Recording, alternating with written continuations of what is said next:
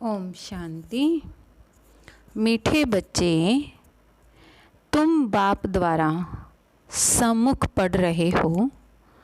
तुम्हें सतयुगी बादशाही का लायक बनने के लिए पावन जरूर बनना है। फिर प्रश्न है, बाप के किस एक्यूपेशन को तुम बच्चे ही जानते हो?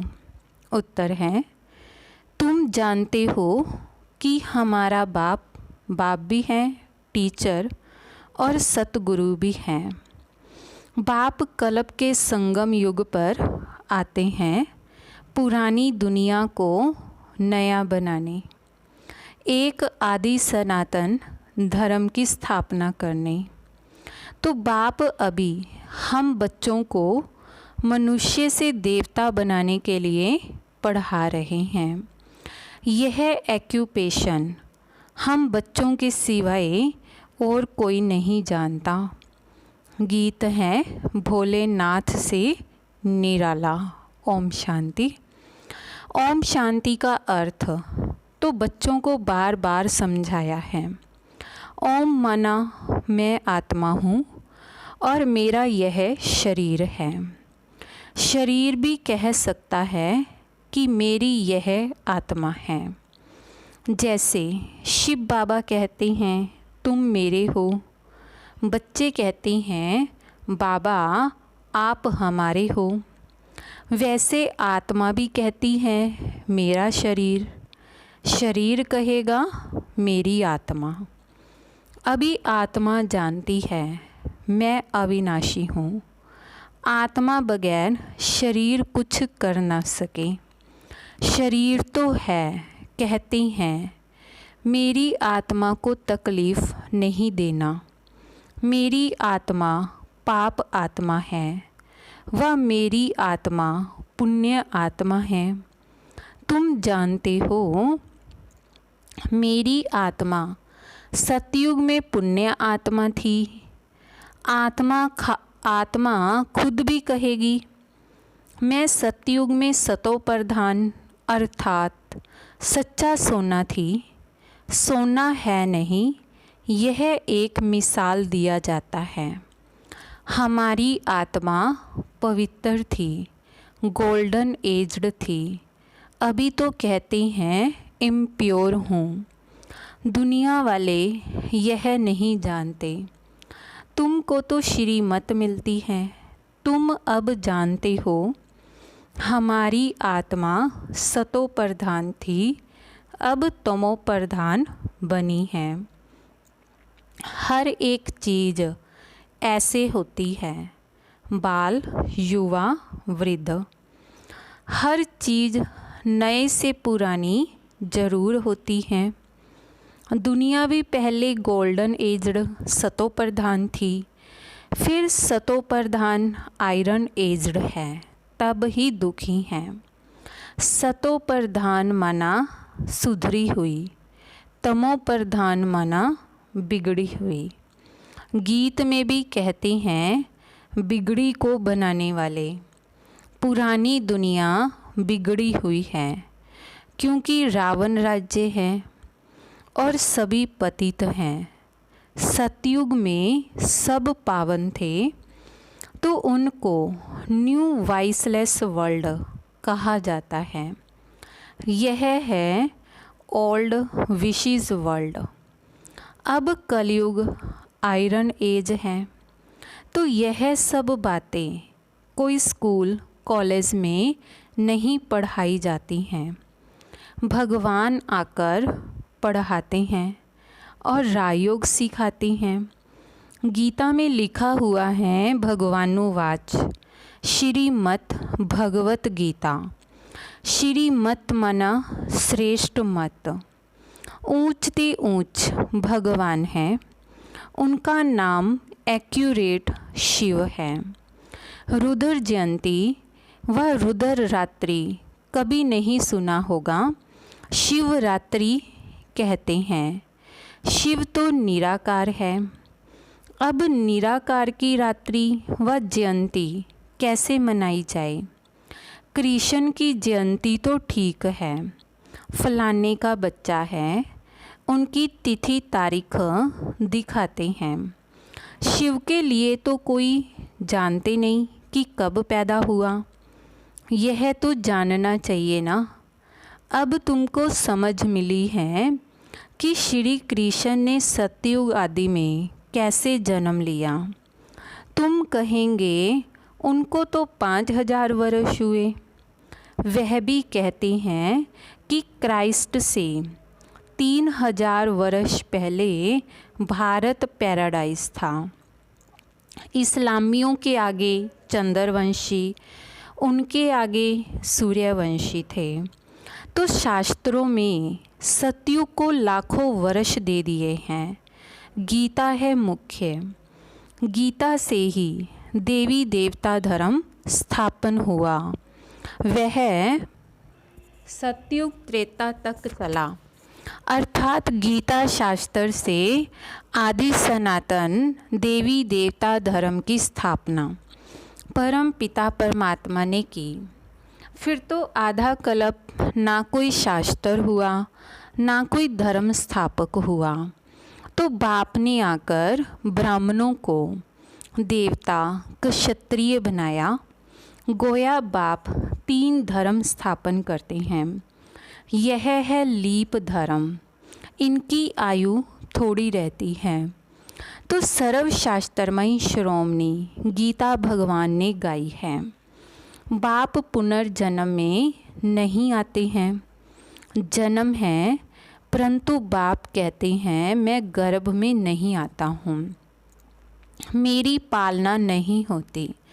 सतयुग में भी जो बच्चे होते हैं वह गर्भ महल में रहते हैं। रावण राज्य में गर्भ जेल में आना पड़ता है। पाप जेल में भोगे जाते हैं, गर्भ में अंजाम करते हैं। हम पाप नहीं करेंगे, परंतु यह है ही पाप आत्माओं की दुनिया। बाहर निकलने से फिर पाप करने लग पड़ते हैं। वहाँ की वहाँ रही, यहाँ भी बहुत प्रतिज्ञा करते हैं हम पाप नहीं करेंगे, 1-2 पर काम कटारी नहीं चलाएंगे, क्योंकि यह विकार आद मध्य अंत दुख देता है। सतयुग में विष है नहीं, तो मनुष्य आद मध्य अंत 21 जन्म दुख भोगते नहीं, क्योंकि राम राज्य है। तो उसकी स्थापना अब बाप फिर से कर रहे हैं। तो संगम पर ही स्थापना होगी ना। जो भी धर्म स्थापन करने आते हैं उनको कोई भी पाप नहीं करना है। आधा समय है पुण्य आत्मा, फिर आधा समय बाद पाप आत्मा बनते हैं। तुम सतयुग त्रेता में पुण्य आत्मा रहते हो, फिर पाप आत्मा बनते हो। सतो प्रधान आत्मा जब ऊपर से आती है तो वह सजाएं खा नहीं सकती। क्राइस्ट की आत्मा धर्म स्थापन करने आई, उनको कोई सज़ा मिल ना सके। कहते हैं क्राइस्ट को क्रॉस पर चढ़ाया, परंतु उनकी आत्मा ने कोई विक्रम आदि किया ही नहीं है। वह जिसके शरीर में प्रवेश करते हैं उनको दुख होता है, वह सहन करते हैं। जैसे इसमें बाबा आते हैं, वह तो है ही सतो प्रधान। कोई भी दुख तकलीफ़ इनकी आत्मा को होता है, शिव बाबा को नहीं होता है। वह तो सदैव सुख शांति में रहते हैं, एवर सतो प्रधान है। परंतु आते तो इस पुराने शरीर में है ना। जैसे क्राइस्ट की आत्मा ने जिसमें प्रवेश किया उस शरीर को दुख हो सकता है। क्राइस्ट की आत्मा दुख नहीं भोग सकती, क्योंकि सतो रजो तमो में आती हैं। नई नई आत्माएं आती भी तो है ना, उनको पहले ज़रूर सुख भोगना पड़े, दुख भोग नहीं सकती, ला नहीं कहता। इसमें बाबा बैठे हैं, कोई भी तकलीफ़ इनको अर्थात दादा को होती है ना कि शिव बाबा को। परंतु यह बातें तुम जानते हो और कोई तो बता नहीं सकते हैं। तो यह सब राज बाप अभी बैठ समझाते हैं। इस सहज राजयोग की स्थापना हुई थी, फिर भक्ति मार्ग में यही बातें गाई जाती हैं। इस संगम पर जो कुछ होता है वह गाया जाता है। भक्ति मार्ग शुरू होता है तो फिर शिव बाबा की पूजा होती है। पहले पहले भक्ति कौन करता है? वही लक्ष्मी नारायण जब राज्य करते थे तो पूज्य थे। फिर वाम मार्ग में आ जाते हैं तो फिर पूज्य से पुजारी बन जाते हैं।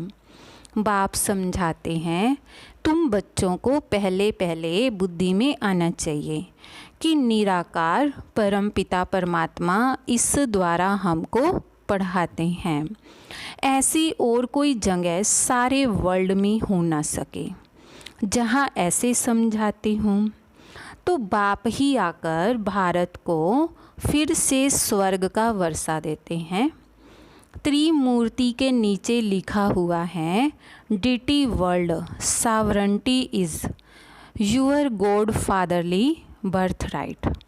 शिव बाबा आकर तुम बच्चों को स्वर्ग की बादशाही का वर्षा दे रहे हैं, लायक बना रहे हैं। तुम जानते हो बाबा हमको लायक बना रहे हैं। हम पतित थे ना, पावन बन जाएंगे, फिर यह शरीर नहीं रहेगा। रावण द्वारा हम पतित बने हैं, फिर परम पिता परमात्मा पावन बनाए, पावन दुनिया का मालिक बनाते हैं। वही ज्ञान का सागर पतित पावन है। तो यह निराकार बाबा हमको पढ़ा रहे हैं। सब तो इकट्ठा नहीं पढ़ सकते। सम्मुख तुम थोड़े बैठे हो, बाकी तो सब बच्चे जानते हैं। अभी शिव बाबा ब्रह्मा के तन में बैठ सृष्टि के आद मध्य अंत की नॉलेज सुनाते होंगे। वह मुरली लिखत द्वारा आएगी और सत्संगों में ऐसा थोड़ा ही समझेंगे। आजकल टेप मशीन भी निकली है, इसलिए भरकर भेज देते हैं। वह कहेंगे फलाने नाम वाला गुरु सुनाते हैं। बुद्धि में मनुष्य ही रहता है, यहाँ तो वह बात है नहीं। यह तो निराकार बाप नॉलेजफुल है। मनुष्य को नॉलेजफुल नहीं कहा जाता। गाते हैं God father is knowledgeful, peaceful, blissful. तो उनको वर्षा भी चाहिए ना। उनमें जो गुण हैं वह बच्चों को मिलने चाहिए। अभी मिल रहे हैं। गुणों को धारण कर हम ऐसे लक्ष्मी नारायण बन रहे हैं। सब तो राजा रानी नहीं बनेंगे। गाया जाता है राजा रानी वजीर, वहाँ वजीर भी नहीं रहता। महाराजा महारानी में पावर रहती है। जब विकारी बनते हैं तब वजीर आदि होते हैं। आगे मिनिस्टर आदि भी नहीं थे। वहाँ तो एक राजा रानी का राज्य चलता था। उनको वजीर की क्या दरकार, राय लेने की दरकार नहीं, जबकि खुद मालिक हैं। तो यह है हिस्ट्री ज्योग्राफी। परंतु पहले पहले तो उठते बैठते यह बुद्धि में आना चाहिए कि हमको बाप पढ़ाते हैं, योग सिखाते हैं, याद की यात्रा पर रहना है। अभी नाटक पूरा होता है। हम बिल्कुल पतित बन गए हैं क्योंकि विकार में जाते हैं, इसीलिए पाप आत्मा कहा जाता है। सतयुग में पाप आत्मा नहीं होते, वहाँ है पुण्य आत्माएं। वह है परलब्ध, जिसके लिए तुम अभी पुरुषार्थ कर रहे हो। तुम्हारी है याद की यात्रा, जिसको भारत का योग कहते हैं, परंतु अर्थ तो नहीं समझते हैं। योग अर्थात याद, जिससे विकर्म विनाश होते हैं।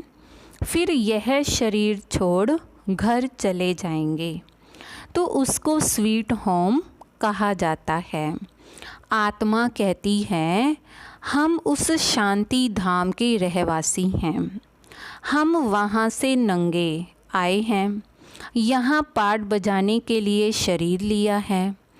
तो यह भी समझाया है कि माया 5 विकारों को कहा जाता है। यह 5 भूत हैं, काम का भूत, क्रोध का भूत, नंबर 1 है देह अभिमान का भूत। तो बाप समझाते हैं सतयुग में यह विकार होते नहीं हैं, उसको निर्विकारी दुनिया कहा जाता है। विकारी दुनिया को निर्विकारी बनाना यह तो बाप का ही काम है। तो उनको ही सर्वशक्तिवान, ज्ञान का सागर, पतित पावन कहा जाता है। इस समय सब भ्रष्टाचार से पैदा होते हैं। सतयुग में ही वाइसलेस दुनिया है। बाप कहते हैं अब तुमको विशेष से वाइसलेस बनना है। कहती हैं इस बगैर बच्चे कैसे पैदा होंगे। बाप समझाते हैं अभी तुम्हारा यह अंतिम जन्म है, मृत्यु लोक ही ख़त्म होना है, फिर इसके बाद विकारी लोग होंगे नहीं। इसीलिए बाप से पवित्र बनने की प्रतिज्ञा करनी है। कहती हैं बाबा हम आपसे वर्षा अवश्य लेंगे। वह कसम उठाते हैं झूठा। गॉड जिसके लिए कसम उठाते हैं उनको तो जानते ही नहीं वह कब कैसे आता है, उनका नाम रूप देश काल क्या है कुछ भी नहीं जानते। बाप आकर अपना परिचय देते हैं। अभी तुमको परिचय मिल रहा है। दुनिया भर में कोई भी गॉड फादर को नहीं जानते, बुलाते भी हैं, पूजा भी करते हैं, परंतु एक्यूपेशन को नहीं जानते। अभी तुम जानते हो परम पिता परमात्मा हमारा बाप, टीचर, सतगुरु है। यह बाप ने खुद परिचय दिया है कि मैं तुम्हारा बाप हूँ। मैंने इस शरीर में प्रवेश किया है। प्रजापिता ब्रह्मा द्वारा स्थापना होती है। किसकी? ब्राह्मणों की। फिर तुम ब्राह्मण पढ़कर देवता बनते हो। मैं आकर तुमको शूद्र से ब्राह्मण बनाता हूँ। बाप कहते हैं मैं आता ही हूँ कल्प के संगम युग पर। कल्प 5000 वर्ष का है। यह सृष्टि चक्कर तो फिरता रहता है। मैं आता हूँ पुरानी दुनिया को नया बनाने, पुराने धर्मों का विनाश कराने। फिर मैं आदि सनातन देवी देवता धर्म स्थापन करता हूँ, बच्चों को पढ़ाता हूँ। फिर तुम पढ़कर 21 जन्म के लिए मनुष्य से देवता बन जाते हो।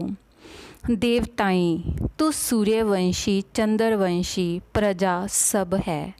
बाकी पुरुषार्थ अनुसार ऊंच पद पाएंगे।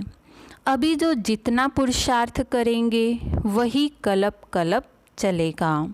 समझते हैं कल्प कल्प ऐसा पुरुषार्थ करते हैं ऐसा ही पद जाकर पाएंगे। यह तुम बच्चों की बुद्धि में है कि हमको निराकार भगवान पढ़ाते हैं। उनको याद करने से ही विकर्म विनाश होंगे। बगैर याद किए विकर्म विनाश हो नहीं सकते। मनुष्यों को यह भी पता नहीं कि हम कितने जन्म लेते हैं। शास्त्रों में कोई ने गपोड़ा लगा दिया है 84 लाख जन्म। अभी तुम जानते हो 84 जन्म है, यह अंत का जन्म है। फिर हमको स्वर्ग में जाना है। पहले मूल वतन में जाकर फिर स्वर्ग में आएंगे। अच्छा, मीठे मीठे सिक्के लदे बच्चों प्रति माता पिता बाप दादा का याद प्यार और गुड मॉर्निंग। रूहानी बाप की रूहानी बच्चों को नमस्ते। रूहानी बच्चों की रूहानी बाप दादाजी को याद प्यार गुड मॉर्निंग नमस्ते। शुक्रिया बाबा शुक्रिया। धारणा के लिए मुख्य सार है। पहला है, बाप से जो पवित्र बनने की प्रतिज्ञा की है उस पर पक्का रहना है। काम क्रोध आदि भूतों पर विजय अवश्य प्राप्त करनी है। दूसरा, चलते फिरते हर कार्य करते पढ़ाने वाले बाप को याद करना है। अब नाटक पूरा हो रहा है, इसलिए इस अंतिम जन्म में पवित्र जरूर बनना है। वरदान है, एक लगन, एक भरोसा, एक रस अवस्था द्वारा सदा निर्विघ्न बनने वाले निवारण स्वरूप भव। एक लगन, एक भरोसा, एक रस अवस्था द्वारा सदा निर्विघ्न बनने वाले निवारण स्वरूप भव। सदा एक बाप की लगन, बाप के कर्तव्य की लगन में ऐसे मगन रहो जो संसार में कोई भी वस्तु या व्यक्ति है भी यह अनुभव ही ना हो। ऐसे एक लगन, एक भरोसे में, एक रस अवस्था में रहने वाले बच्चे सदा निर्विघ्न बन चढ़ती कला का अनुभव करते हैं। वे कारण को परिवर्तन कर निवारण रूप बना देते हैं। कारण को देख कमज़ोर नहीं बनते, निवारण स्वरूप बन जाते हैं। स्लोगन है, अशरीरी बनना वायरलेस सेट है। वॉइसलेस बनना वायरलेस सेट की सेटिंग है। अशरीरी बनना वायरलेस सेट है और वॉइसलेस बनना वायरलेस सेट की सेटिंग है। ओम शांति।